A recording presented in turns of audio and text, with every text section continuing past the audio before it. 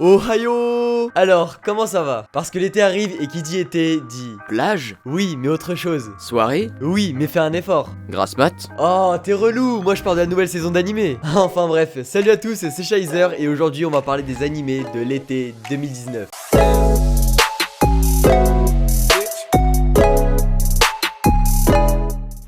Bon, du coup j'ai fait une sélection d'animés qui m'intéressent et qui risquent de vous plaire aussi. Après, il se peut que certains animés ne soient pas cités dans cette vidéo, mais que j'en ferai certainement une vidéo à part si les épisodes me surprennent. Enfin bon, ne perdons pas de temps et passons directement au premier animé.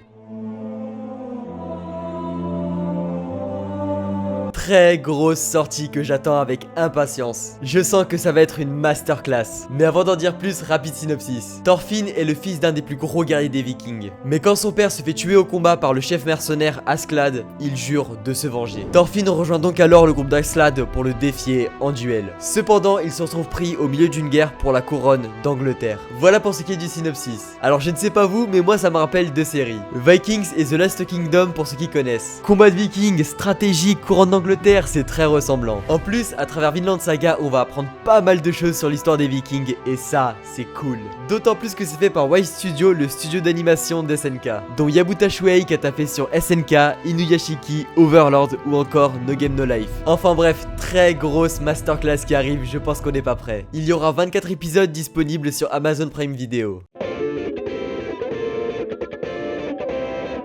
Given, alors celui-ci est un animé de musique. Je l'ai choisi parce que la beauté du trailer m'a touché. Et pendant que les images défilent, écoutons le synopsis. Ritsuka, un jeune lycéen jouant de la guitare, a perdu tout intérêt pour cet instrument. Mais un jour, il fait la rencontre de Mafuyu possédant une guitare dont les cordes sont usées. Ritsuka lui propose de réparer sa guitare et pendant ce temps, Mafuyu chante. Surpris par le talent de ce dernier, Ritsuka souhaite qu'il rejoigne son groupe de musique. Alors comme je l'ai dit plus tôt, c'est la beauté de l'animé qui m'a donné envie de vous en parler. Et j'ai pu voir que c'est fait par le studio Lerche, le même studio qui a taffé sur Classroom of the Elite, Kuzuno Nankai ou encore Assassination Classroom. Du coup, hâte de voir ce qu'il nous réserve, mais pour le moment on ne sait pas combien il y aura d'épisodes ni sur quelle plateforme il sortira, donc wait and see. Une des grosses nouveautés très attendues cette saison, Fire Force. Il s'agit ici d'une œuvre de Atsushi Okubo, l'auteur de Soul Eater, qui nous emmène dans un monde horrifié par le phénomène de la combustion humaine où une personne peut s'enflammer à tout moment. Des brigades spéciales nommées Fire Force ont donc été créées avec pour mission d'éclaircir le mystère sur ce phénomène. On suivra alors Shinra, surnommé le démon, qui vient d'intégrer la 8ème brigade dans le seul but de devenir un héros. Mais aussi pour connaître la vérité sur l'incendie qui a coûté la vie de sa famille il y a 12 ans. Quand le manga était sorti, j'avais entendu pas mal de bons retours, du coup hâte de voir ce que ça va donner. En plus c'est fait par David Productions qui ont fait les JoJo et la version remasterisée de Captain Tsubasa, que du lourd. Il sera disponible en simulcast sur Wakanim et ADN. Un animé qui parle de sexe sans qu'il y ait de scène ecchi, ça existe?